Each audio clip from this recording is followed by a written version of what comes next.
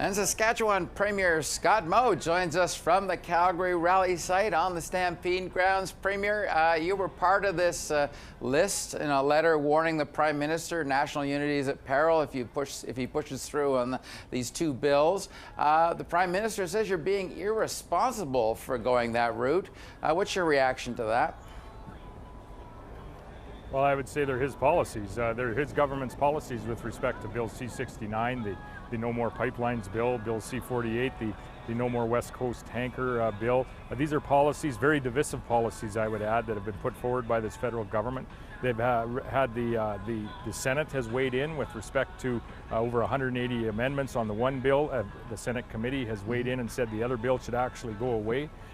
We support that conversation. And I think really what we see now is, in addition to the Senate, you see 6 premiers representing 59% of the Canadian population, 62% of the Canadian GDP, giving the Prime Minister and his government an opportunity to do the right thing, to move forward on bills that actually will benefit our economy, will benefit the people that he and I represent, as well as give the industries in Western Canada and across this nation the opportunity to actually participate in a positive manner on the whole sustainability conversation. As you point out, there are like 180 amendments to that Bill C-69 on how to approve, environmentally approve some of these mega projects. If those amendments are adopted as part of this bill, does that make C-69 acceptable to the premiers as far as you can tell?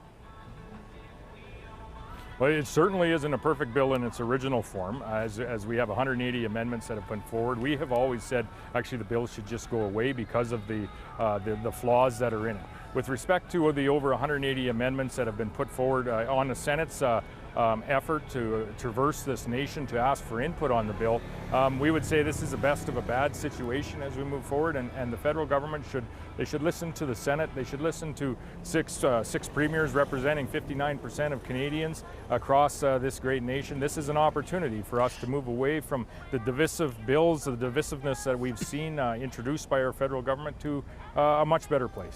We got a letter today from more than 50 law professors across Canada. They wrote to the Environment Minister to say that some of these amendments thwart access to justice. They seek court leave. By seeking court leave for appeals that might be costly, denying oral hearings, imposing what they called unworkable timelines. You know, that almost sounds like another legal roadblock coming for projects of the future, as this is all appealed up the legal food chain. Are you worried about that? It just speaks to another flawed start with respect to Bill C-69. These bills are very divisive by nature. They never should have been introduced in the first place. There should have been much more of an effort put forward into consulting with the industries that can actually make a difference with respect to ensuring that we can continue to provide not just other Canadians and North Americans, but the rest of the world with the sustainable products that we produce, not just in Western Canada, but across this nation. Those include energy products that are among the most sustainable in the world, agri-food products, the most sustainable in the world. We have the product here, we just need to be able to get it to market through a proper regulatory procedure. Bill C-69 and 48 just don't help us with this conversation. They're divisive by their very nature. I hear what you're saying, but I also note that if we don't get a proper procedure in place for approving these, you'll continue to run into these court delays and rulings. You'll have First Nation pushback that could result in protests and more delays. So you do need a blueprint, though, that makes this approval process better than the current one, don't you?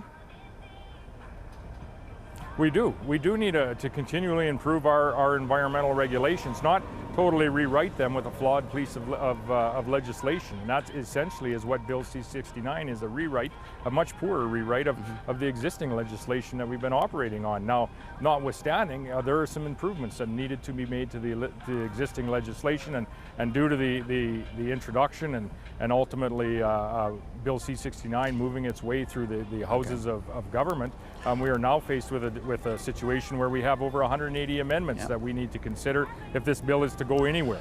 Now, you know, we the taxpayers own the Trans Mountain Pipeline. There's no way, in your view, that this federal government can kill that pipeline a week from today, is there? It's got to be greenlit, don't you think?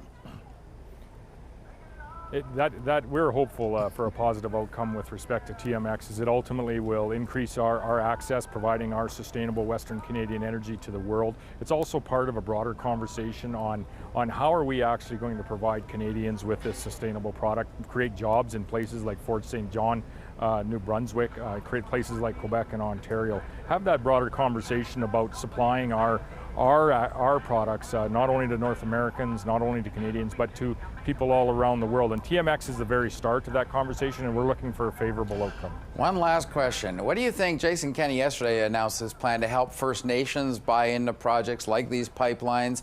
And I guess if you have First Nations as owners, it certainly makes the projects safer from attack, doesn't it?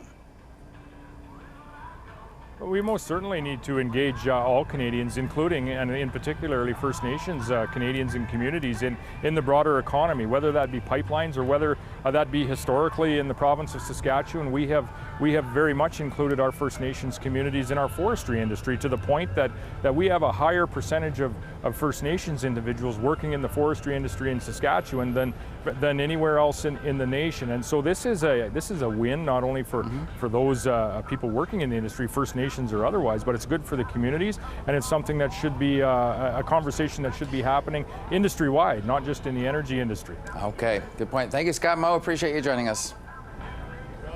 Yeah, thank you so much, Don.